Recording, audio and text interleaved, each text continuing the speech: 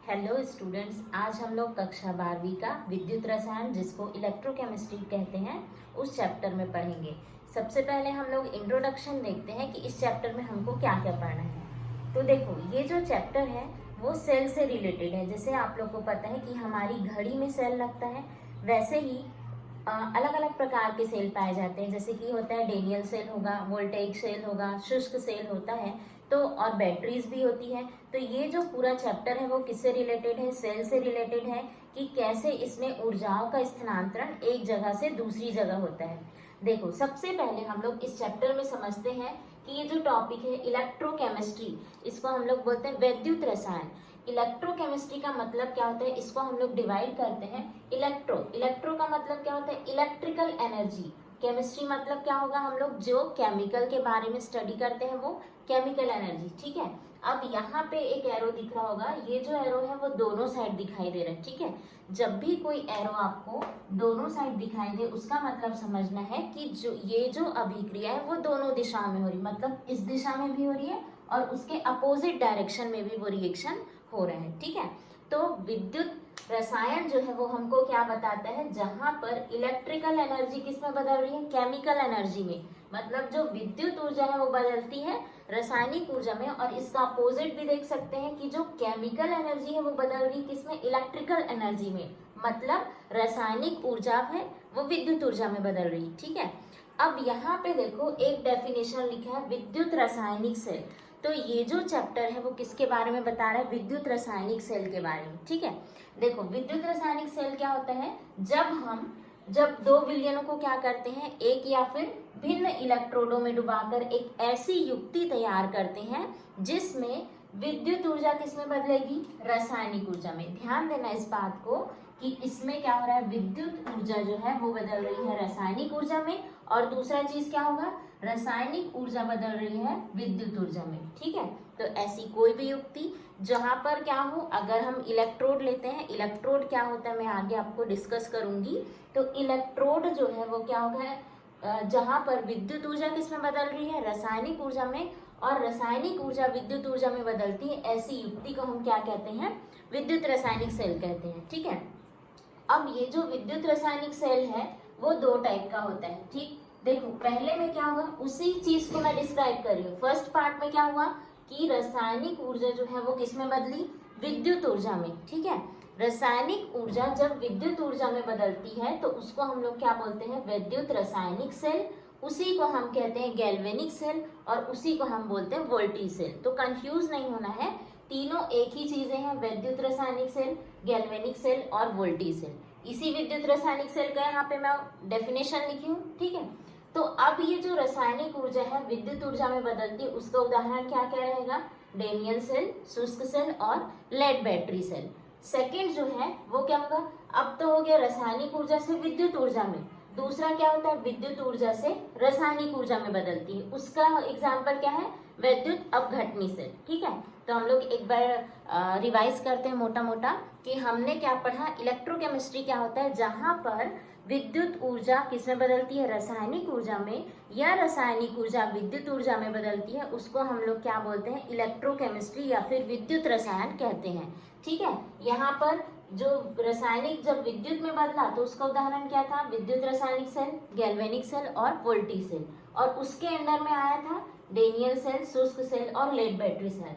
और वैसे ही इसका अपोजिट कर लो, जब विद्युत ऊर्जा किसमें बदली? रासायनिक ऊर्जा में, तो उसका एग्जाम्पल क्या था? विद्युत अपघटनी सेल। अब हम लोग यहाँ पर सबसे इंपॉर्टेंट ये दिख रहा होगा डेनियल सेल। इस डेनियल सेल के बारे में हम लोग पूरा स्टडी करेंगे कि ये डेनियल सेल क्या होता है। तो बच्चों, अब हम लोग पढ़ते हैं डेनियल सेल के बारे में। सबसे पहले डेनियल सेल के बारे में एक चीज ध्यान रखना कि जहां पर रासायनिक ऊर्जा विद्युत ऊर्जा में बदलेगी वही क्या होगा? डेनियल सेल होगा। मतलब यहाँ पर हम कोई केमिकल लेंगे, कोई रसायन लेंगे जो घुलते जाएगा और वो हमको विद्युत प्रदान करेगा। ठीक है। तो इसको डेनियल सेल बनाने के लिए हमको दो कंपाउंड, जैसे एक जिंक है और एक कॉपर है, वो लेंगे। जहां पर जिंक किसका कार्य करेगा? एनोड का, और कॉपर जो है वो कैथोड का कार्य करेगा। ठीक है। तो स्टार्ट करते हैं डेनियल सेल बनाना। ठीक, देखो डेनियल सेल में क्या होगा? हम लोग लेंगे दो पात्र लेते हैं। ये हमारा हो गया एक पात्र। वैसे ही हम लेंगे दूसरा पात्र लेंगे। अब इसमें ध्यान देना कि हमको क्या करना है, 2 इलेक्ट्रोड बनाने हैं। ठीक है, 2 इलेक्ट्रोड बनाने के लिए ध्यान देंगे कि जब भी हमको किसी भी विलयन का इलेक्ट्रोड बनाना है तो हम उसकी रॉड लेकर उसी के विलयन में डिप कर देते हैं, डुबा देते हैं। जैसे हमको क्या बनाना है, जिंक इलेक्ट्रोड बनाना है, तो हम जिंक इलेक्ट्रोड बनाने के लिए क्या करेंगे, हम क्या लेंगे, यहाँ पर जिंक रॉड लेंगे। ये जो है ये छड़ है, इसको हम क्या करेंगे, ये हो गया हमारा जिंक का छड़, और इसको हम डुबा देंगे किसमें, जिंक सल्फेट के विलयन में। मतलब यहाँ पर कौन सा विलयन हुआ, जिंक सल्फेट का। ठीक है, ये जो छड़ है वो क्या हुई, जिंक की छड़ हुई, या फिर हम इसको जिंक का रॉड भी बोल सकते हैं। ठीक है, यहाँ पर जो भरा हुआ है विलयन है वो क्या है, जिंक सल्फेट है, जो कितना है, 1 मोलर है। ठीक है, ऐसे ही हम लोग क्या करते हैं, यहाँ पर क्या ले लेंगे, हम लोग कॉपर लेंगे। तो ये जो रॉड है वो क्या होगा, कॉपर का रॉड होगा। ये भी जो रॉड है वो किस में डूबा हुआ होगा, कॉपर सल्फेट के विलयन में। तो ये क्या है हमारा, कॉपर की छड़ है ना, इसको हम बोल सकते हैं ये क्या है, कॉपर की छड़। ये डूबा हुआ है किसके, कॉपर सल्फेट के विलयन में, है ना। ये भी कितना है, 1 मोलर, 1 मोलर है। ठीक है, तो मैंने क्या बताया, इलेक्ट्रोड बनता कैसे है, हमको जिसका भी इलेक्ट्रोड बनाना है उसकी छड़ को लेकर उसी के विलयन में डुबा देते हैं, तो वो क्या बन जाता है, इलेक्ट्रोड बन जाता है। जैसे हमने जिंक की छड़ को लिया और जिंक सल्फेट के विलयन में डुबा दिया, तो यहाँ पर क्या हो गया, जिंक इलेक्ट्रोड हमको मिला। वैसे ही कॉपर की छड़ लिया और कॉपर सल्फेट यहाँ पे मिला दिया। ठीक है, अब यहाँ पे देखो, ये जो 2 अलग अलग पात्र है, एक दूसरे से जुड़े हुए नहीं है, तो जब ये एक दूसरे से जुड़े हुए नहीं रहेंगे तो हमको एक विद्युत धारा कैसे प्रवाहित होगी। तो इसके लिए हम लोग क्या करेंगे, यहाँ पर एक तार लेंगे। ठीक है, और ये जो तार है इसको हम क्या करते हैं, गैल्वेनोमीटर से जोड़ देते हैं। ठीक, यहाँ पे हम बनाते हैं तार, और ये जो तार है यहाँ पर हम बना लेते हैं एक क्या, गैल्वेनोमीटर, और इसको हम जोड़ देंगे अपने कॉपर की छड़ से। ये जो पॉइंट है, ये पॉइंट है यहाँ पर, ये क्या है हमारा गैल्वेनोमीटर, जिसको मैं जी से दर्शा रही हूँ। ठीक है, अब यहाँ पर देखना, हमने जिंक की छड़ को जिंक सल्फेट में डुबाया, कॉपर की छड़ को कॉपर सल्फेट में डुबाया। तो ये जो जिंक की छड़ है वो किसका कार्य कर रही है, जिंक जो है वो क्या है, एनोड है। एनोड में कौन सा आवेश होगा, ऋणात्मक आवेश। कॉपर जो है वो क्या है, कैथोड है, और कॉपर में क्या होगा, धनात्मक आवेश। ठीक है, अब एक चीज समझना, ये हम कैसे याद रखेंगे कि जिंक में क्या है, एनोड है, और कॉपर में क्या है, कैथोड है। ठीक है, अब यहाँ पे देखो, इसके लिए मैं आपको एक छोटा सा कॉन्सेप्ट बता रही हूँ ताकि आपको याद रहेगा। ये जो कॉन्सेप्ट है वो क्या है, लोन कॉन्सेप्ट। क्या कॉन्सेप्ट है, लोन। ठीक है, लोन मतलब ये देखो LOAN, ध्यान से समझना कि ये जो लोन है वो क्या समझा रहा है। लोन का मतलब L से क्या होता है, लेफ्ट होगा। ठीक है, O से क्या होता है, ऑक्सीडेशन,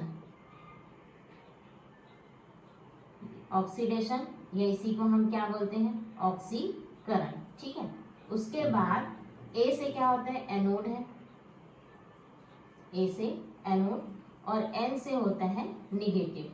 ठीक है, तो याद रहेगा आपको, ये सिर्फ याद करने के लिए ट्रिक बताया गया है कि कैसे हम याद रखेंगे कि इस साइड वाले बीकर में ही हमारा जिंक सल्फेट होगा, उधर कॉपर वाले में कॉपर सल्फेट होगा। हमको कैसे याद रखना है, देखो LOAN। ठीक, लोन क्या बताता है, L से लेफ्ट। ठीक है, हमारे पास ये 2 हाथ, एक दायां है एक बायां है, तो जो बायां वाला साइड रहेगा, ये जो साइड है इसको मैं लिख देती हूँ, ये क्या है, बायां।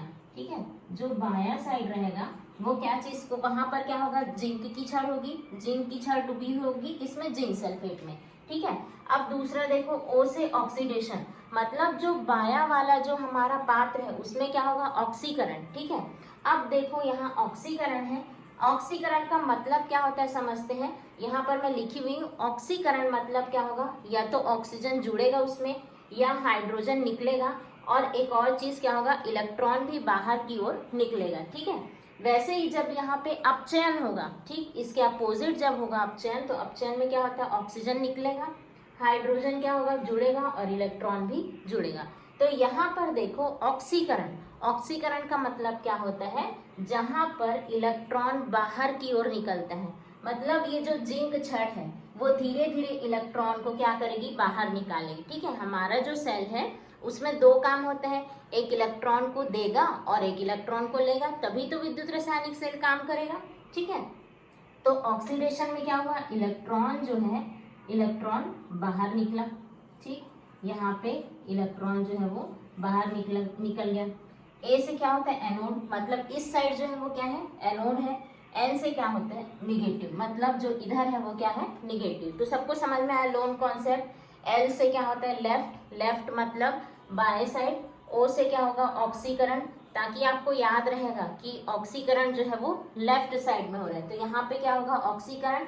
ए मतलब क्या होता है, एनोड, इस साइड क्या है, एनोड है, और एन से इसमें निगेटिव है। ठीक है, अब देखो यहाँ पर क्या होता है, देखो जब भी ये जो सेल है वो कार्य करना शुरू करेगा, ठीक है, तो यहाँ पे देखो ये जो सेल है जब कार्य करना शुरू करेगा तो हमने बताया कि इलेक्ट्रॉन यहाँ से बाहर निकलेगा। ठीक है, तो देखो इलेक्ट्रॉन क्या अपने आप कूद के जाएगा क्या, है ना, हमने सिर्फ यहाँ पर वायर कनेक्ट किया है, तार कनेक्ट किया है, यहाँ पे हमको कुछ ना कुछ देना पड़ेगा ताकि इलेक्ट्रॉन जो है इस बीकर से इस बीकर में जा सके।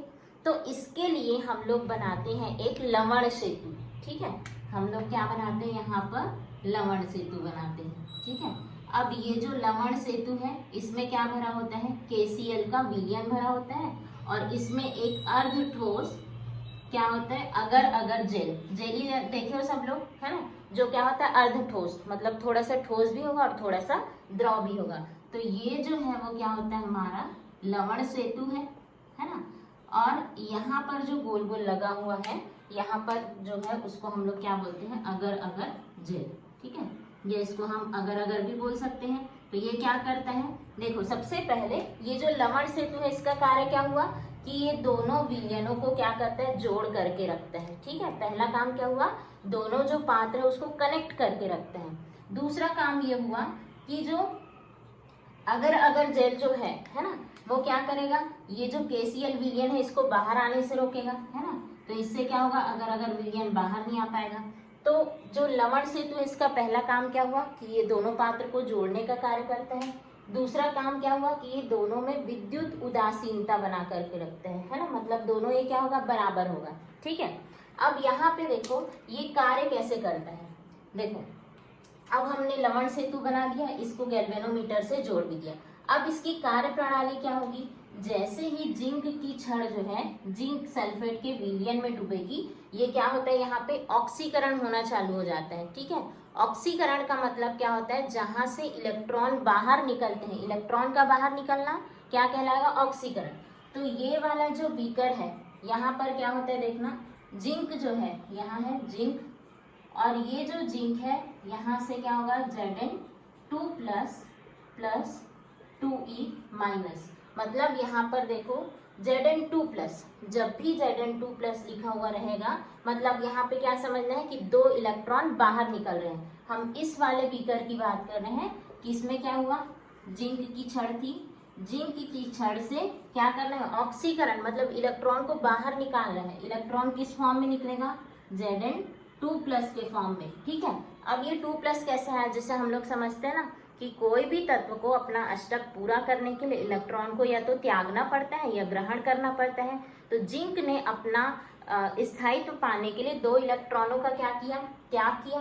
तो इसमें क्या है, 2 आया प्लस 2E माइनस, मतलब यहाँ पे इसने 2 इलेक्ट्रॉन को बाहर निकाला।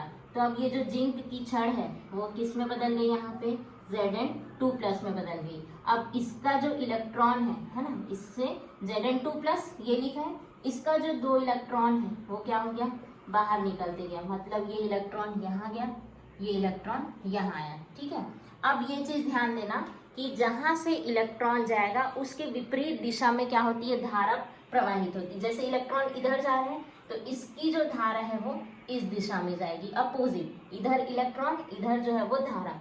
तो जैसे ही धारा जाएगी तो गैल्वेनोमीटर में क्या होगा, विक्षेपण होगा, गैल्वेनोमीटर जो है वो इधर उधर घूमने लगेगी। जैसे आप लोग कभी भी वेट चेक किया अपना, जब भी आप अपना क्या करते हो, द्रव्यमान या वेट चेक करते हो, जो सुई रहती है वो क्या होती है, ऊपर नीचे होती है, और जो आपका द्रव्यमान होगा वहां पर रुक जाती है। वैसे ही जो गैल्वेनोमीटर है वो क्या करती है, विक्षेपित होती है और धारा जो है वो इस दिशा में आती है। तो हमने देखा कि जिंक क्या करता है, 2 इलेक्ट्रॉनों का त्याग करता है। तो जैसे ही यहाँ पर इलेक्ट्रॉन गए, है ना, अब यहाँ देखो जैसे ही इलेक्ट्रॉन गए, है ना, तो इलेक्ट्रॉन को कौन चाहिए, धन आवेश वाला। ठीक है, हम लोग पहले से जानते हैं एक तो ऋण आवेश होता है, एक धन आवेश। तो ऋण आवेश वाले को कौन चाहिए होता है, धन आवेश वाला। तो यहाँ से इलेक्ट्रॉन तो निकल गया, लेकिन यहाँ पर कोई उसको एक्सेप्ट करने वाला भी होना चाहिए। ठीक है, तो यहाँ पे देखो कौन कौन एक्सेप्ट कर सकते हैं, एक तो कॉपर की छड़ कर सकती है और एक कॉपर सल्फेट कर सकती है। तो यहाँ पर ध्यान से देखना कि कॉपर जो है वो पूरी तरीके से संतुष्ट है, इसलिए वो उस इलेक्ट्रॉन को एक्सेप्ट नहीं करती। लेकिन जो कॉपर सल्फेट है वो दो भागों में टूट जाएगा, है ना। कैसे टूटेगा, Cu2 प्लस SO4 2 माइनस में टूटेगा, है ना। तो जो 2 माइनस है और E माइनस है, दोनों में क्या होगा, प्रतिकर्षण। माइनस माइनस के बीच तो 36 का आंकड़ा है, दोनों में क्या होता है, प्रतिकर्षण। तो ये दोनों जुड़ेंगे ही, तो इसका तो कोई काम नहीं है। कॉपर है, कॉपर को भी जरूरत नहीं, बचा क्या हमारे पास, Cu2 तो यहाँ पर जो Cu2 रहता है वो ये जो इलेक्ट्रॉन है उसको क्या करता है, ग्रहण करता है। ठीक है, अभी हमने देखा ना ये वाला जो बीकर है, इस वाले में क्या हुआ, ऑक्सीकरण हुआ।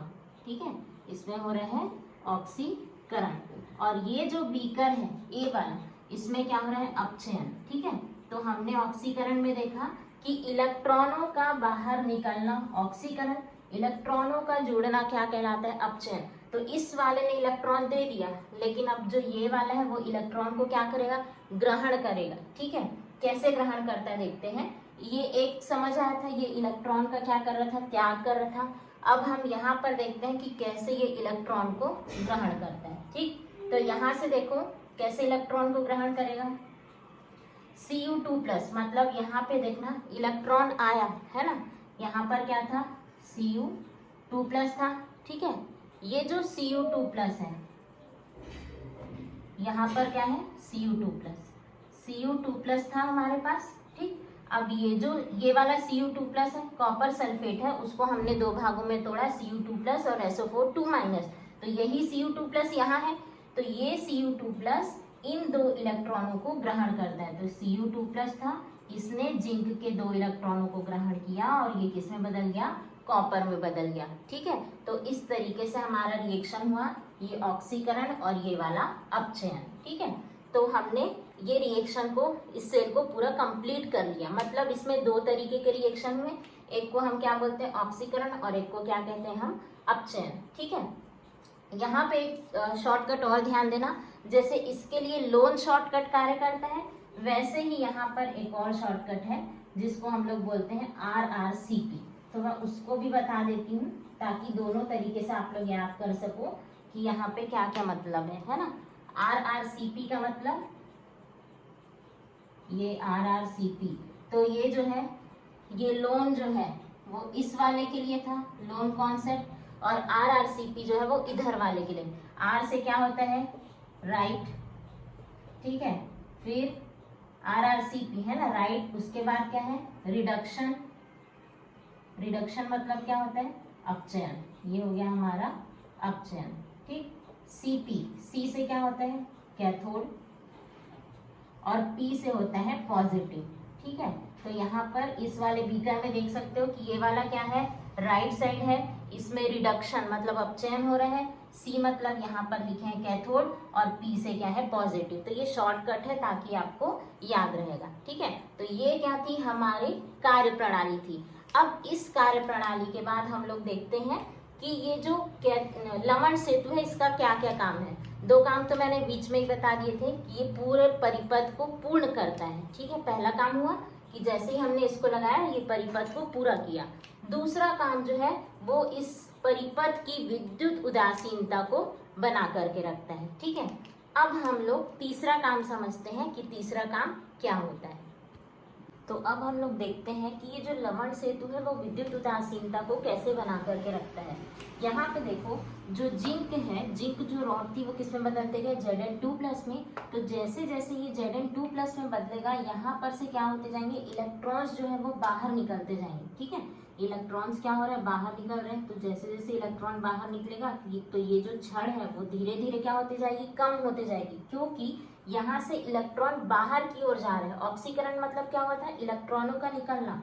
तो जैसे ही इलेक्ट्रॉन, जिंक रॉड था, जिंक से Zn2+ बना और हर जगह से दो दो इलेक्ट्रॉन निकलते जा रहे हैं, मतलब यहाँ से इलेक्ट्रॉन निकल रहे हैं, मतलब ये अपने पात्र के सापेक्ष, अपने विलयन के सापेक्ष क्या होगा, ऋणात्मक होगा। इसलिए यहाँ पर हम लोग निगेटिव लिखते हैं। जैसे जैसे यहाँ से इलेक्ट्रॉन जमा होते जाएगा, ये पूरी जगह में इलेक्ट्रॉन क्या हो रहा है, जमा हो रहा है, तो ये जो छड़ है वो धीरे धीरे कम होते जाएगी।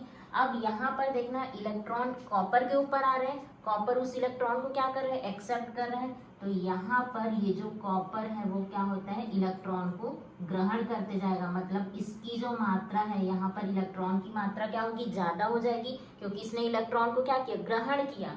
और इसकी जो मात्रा है वो कम होगी, जिंक रॉड जो है वो पतला होते जाएगा, क्योंकि यहाँ पर इलेक्ट्रॉन क्या हो रहा है, बाहर की ओर जा रहे हैं, और ये वाला जो छड़ है वो मोटा होते जाएगा क्योंकि इलेक्ट्रॉन को ग्रहण करे। ठीक है, ध्यान से समझना, हमारे पास दो रॉड थे, एक क्या था, जिंक रॉड था, और एक क्या था, कॉपर रॉड था। जिंक से क्या हुआ, इलेक्ट्रॉन कॉपर की ओर गया, तो जो जिंक होगा वो इलेक्ट्रोड क्या होगा, पतला होते जाएगा। ठीक है, अब ये जो कॉपर है वो इलेक्ट्रॉन को ग्रहण करता है ना, 2+ फॉर्म में रहेगा तो वो इलेक्ट्रॉन को ग्रहण करेगा, तो ये जो इलेक्ट्रोड है वो क्या होता है, मोटा होते जाते हैं, तो इसलिए ये अपने विलयन के सापेक्ष क्या होगा, धनात्मक होगा। ठीक है, अब यहाँ पर देखो, जैसे जैसे अब आपको समझ में आएगा कि ये KCl, ये जो लवण सेतु है, इसका काम क्या है। ठीक है, यहाँ पर देखना, जैसे जैसे यहाँ से इलेक्ट्रॉन बाहर निकलते जाएगा, यहाँ पे क्या होगा, Zn2+ की मात्रा जो है वो बढ़ते जाएगी, खूब सारे यहाँ पे क्या होंगे, Zn2+ बनेंगे। ठीक है, कैसे हो रहा है, इलेक्ट्रॉन, जिंक जो रॉड था वहां से इलेक्ट्रॉन बाहर निकलते जा रहे हैं, तो जब जिंक से इलेक्ट्रॉन बाहर निकलेगा तो क्या बचेगा, पूरे बीकर में Zn2+ बचते जाएगा, बढ़ते जाएगा, है ना, मतलब यहाँ पर Zn2+ की मात्रा ज्यादा हो रही है और इलेक्ट्रॉन यहाँ पर निकलते जा रहे हैं। अब इस वाले विलयन में देखना, ये जो कॉपर सल्फेट था, कॉपर सल्फेट को हमने तोड़ा था तो Cu2+ और SO4 2- में ब्रेक हुआ ये, तो Cu2+ क्या हो रहा है, जा रहा है, वो ऊपर की ओर जा रहा है इलेक्ट्रॉन को लेने के लिए, पर हमारे पास क्या बचा, SO4 2- बस बच रहा है, मतलब हमारा जो विलयन है उसमें SO4 2- की मात्रा जो है वो बढ़ते जा रही है। ठीक है, एक में क्या हो रहा है, जिंक की मात्रा बढ़ रही है, एक में क्या हो रहा है, SO4 2- की मात्रा बढ़ रही है। तो अब क्या होता है, सेल जो है वो धीरे धीरे काम करना बंद करता है, मतलब स्लो हो जाता है। कैसे स्लो होता है, देखो, जैसे जैसे यहाँ से इलेक्ट्रॉन निकलते गए, जिंक की मात्रा ज्यादा हो गई, है ना, यहाँ पर जैसे जैसे कॉपर जा रहा है, ठीक है, यहाँ पर 50 कॉपर था और 50 सल्फेट था। ठीक है, 50 में से जो 40 कॉपर है वो बाहर निकल गए, ठीक, बचे कितने हमारे पास, सिर्फ 10 कॉपर बचे। अब यहाँ पर पूरा 50 का 50 ही है, मतलब हमारे पास सिर्फ 10 कॉपर बचते हैं और सल्फेट जो है वो 50 बच रहे हैं, मीन्स यहाँ क्या हुआ, सल्फेट की मात्रा ज्यादा हो गई। तो इस तरीके से ये जो सल्फेट है वो कॉपर को जाने से रोकेगा। इस सेल का काम क्या है, एक इलेक्ट्रॉन को त्यागेगा, एक इलेक्ट्रॉन को ग्रहण करेगा। तो यहाँ पर जब माइनस चार्ज की संख्या बढ़ेगी तो ये क्या करेगा, कॉपर को जाने से रोकेगा, क्योंकि वो इसके साथ अटैच था, कॉपर सल्फेट था ना, तो जैसे ही कॉपर जाएगा तो सल्फेट उसको जाने से रोकेगा। वैसे यहाँ पर क्या होगा, जैसे इलेक्ट्रॉन इस साइड जा रहा है तो जिंक उसको जाने से रोकेगा। तो इस तरीके से सेल जो है वो क्या करता है, धीरे धीरे काम करना बंद कर देता है। तब अब बारी आती है किसकी, हमारी जो गैल्वेनिक सेल में क्या लगा हुआ है, लवण सेतु लगा हुआ है, उसकी बारी आती है। तो लवण सेतु क्या करता है, ये जो लवण सेतु है K+ और Cl- KCl से मिलके बना है, तो ये जो लवण सेतु है वो क्या करता है, जिंक के साथ जुड़ जाता है। ठीक है, तो सॉरी, ये जो K+ है, मतलब ये जो Cl है, Cl क्या होगा, जिंक के साथ जुड़ जाएगा, क्योंकि ये Zn2+ है और Cl- है। तो जब Zn2+ है ना, यहाँ पर देखते हैं, जब क्या होगा, Zn2+ Cl- के साथ जुड़ेगा तो यहाँ पर क्या बन जाएगा हमारे पास, ZnCl2।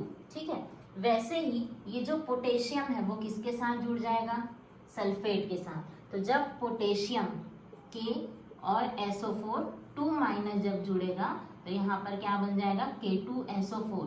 तो यहाँ से हमको क्या समझ में आया, जो हमारा सेल था उसने काम करना बंद कर दिया था, तो वहां पर कौन आया, लवण सेतु आया, और लवण सेतु ने विद्युत उदासीनता को बनाए रखा। जो पोटेशियम था वो जिंक के साथ जुड़ करके ZnCl2 जिंक क्लोराइड बनाया, और जो क्लोरीन था वो सल्फेट, जो पोटेशियम जो क्लोरीन था वो जिंक के साथ जुड़ के क्या बनाया, जिंक क्लोराइड, और जो पोटेशियम था वो सल्फेट के साथ जुड़ करके क्या बनाया, K2SO4, इसको हम लोग क्या बोलते हैं, पोटेशियम सल्फेट कहते हैं। तो इस तरीके से यहाँ पर विद्युत उदासीनता बनी रही, ठीक है।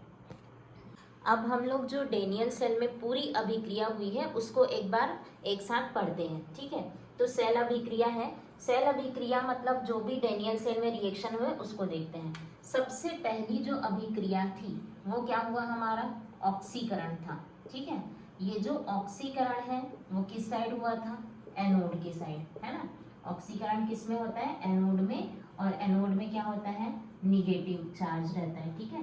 किससे याद रखोगे, LOAN, लोन, लोन मतलब लेफ्ट साइड ऑक्सीजन, एनोड और निगेटिव। तो यहाँ पर क्या हुआ था रिएक्शन, यहाँ पे सबसे पहले क्या लिए थे हम लोग, जिंक धातु। जिंक में ही ऑक्सीकरण क्यों होता है, क्योंकि जिंक जो है वो रिएक्टिव होता है, अब उसकी क्रियाशीलता जो है वो ज्यादा होती है। तो देखो जिंक जो है वो 2 इलेक्ट्रॉन का त्याग करता है, तो जो जिंक है Zn जो है वो किस में बदलता है, Zn2+ में, ठीक है। Zn किस में बदला, Zn2+ में, और 2+ के बाद यहाँ पर क्या आया, 2 इलेक्ट्रॉन का जो त्याग करता है उसको लिखे हैं, ठीक। अब यहाँ पे देखो, यहाँ पर S लिखा होता है, S मतलब सॉलिड, मीन्स वो ठोस अवस्था में है। जो हमने छड़ बनाई थी वो सॉलिड थी, इसलिए ठोस।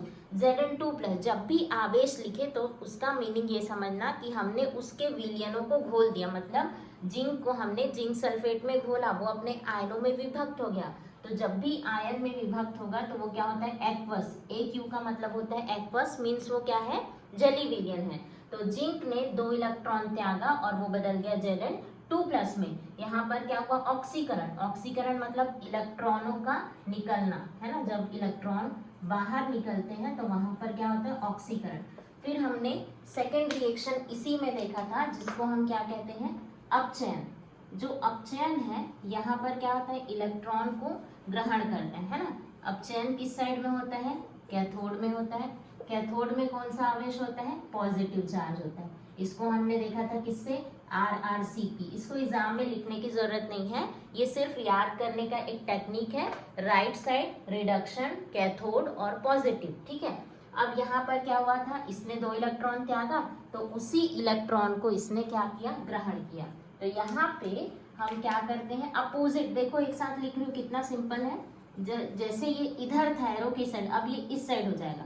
पहले ये Cu2+ था, मतलब इसमें पहले से इलेक्ट्रॉन की कमी थी, इसको क्या किया गया, 2 इलेक्ट्रॉन दिया गया, तो ये किसमें बदल गया, Cu में, ठीक है। पहले कमी थी, उसको इलेक्ट्रॉन दिए तो ये संतुष्ट हो गया, मतलब ये पहले एक्वस था, उसके बाद बदल गया किसमें, सॉलिड में, ठीक है। अब यहाँ पे देखो, हम ये जो रिएक्शन है ये क्या थी, इसको हम कहते हैं ऑक्सीकरण अर्ध अभिक्रिया। ये ऑक्सीकरण और इसके साथ जोड़ लो अर्ध अभिक्रिया।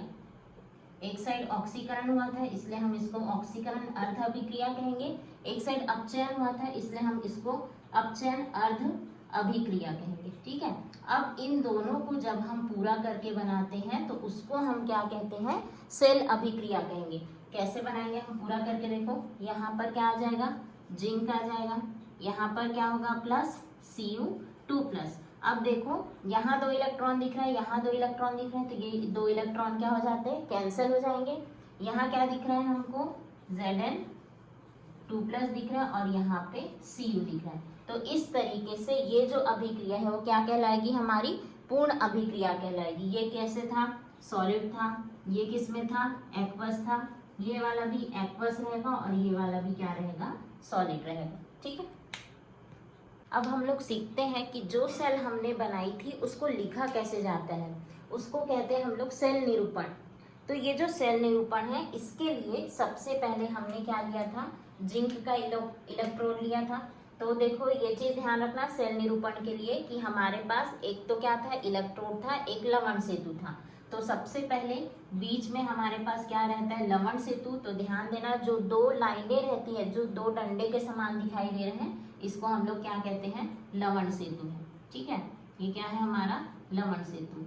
उसके बाद यहाँ पर एक रहेगा, यहाँ पर एक रहेगा, ये जो है वो क्या कहलाता है, इलेक्ट्रोड, है ना। हमने 2 इलेक्ट्रोड यूज किया था ना, एक जिंक था और एक क्या था, कॉपर था। तो हमारे पास ये हो गया 2 इलेक्ट्रोड। अब इसको लिखेंगे कैसे, यहाँ पर सबसे पहले हमने क्या लिया था, जिंक इलेक्ट्रोड लिया था, है ना। तो यहाँ पे क्या हो जाएगा, जिंक हो जाएगा।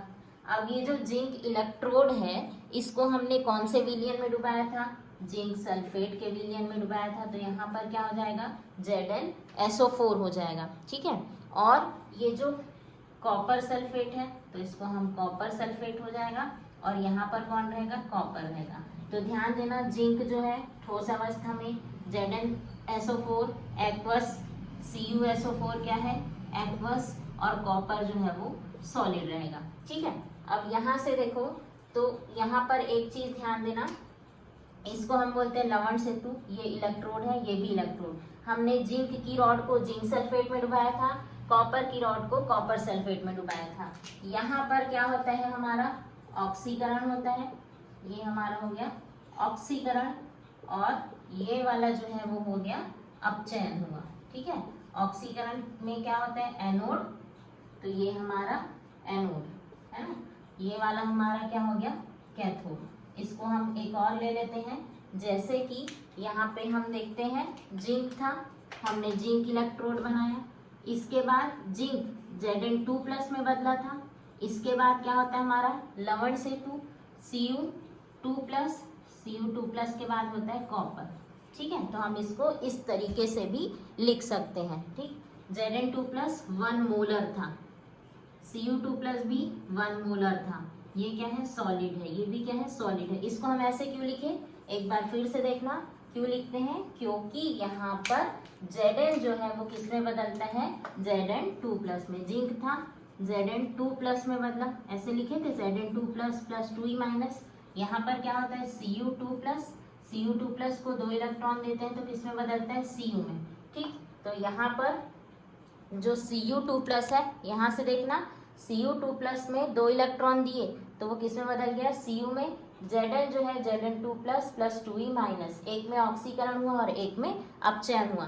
तो इस तरीके से हम लोग क्या करते हैं, सेल निरूपण करते हैं। तो बहुत इंपॉर्टेंट है ये, इसको ध्यान से अच्छे से रिवाइज करके समझना। अगर कोई चीज़ समझ में नहीं आए तो आप कमेंट सेक्शन में उसको पूछ सकते हो। Thank you so much.